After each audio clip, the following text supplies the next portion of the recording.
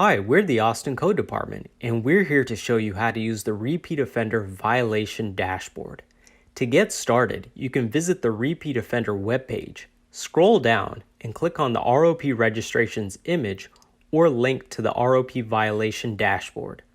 On this dashboard, you can view Repeat Offender Program properties by license address, case number, view them by address, and by zip code. If you take a look at the location map, you can zoom in on the map to view properties listed in the ROP program. By using your mouse, you can click on each property, which is shown as a red dot, to see details about their violations. You can then click on the next button to view the violations listed for that property in the ROP program. Below the location map, you can view a map of the ROP properties sorted by council district. Under that map, you can see the number of violations sorted by case date. At the bottom of the dashboard, there is a table that lists all of the violation cases of repeat offender properties.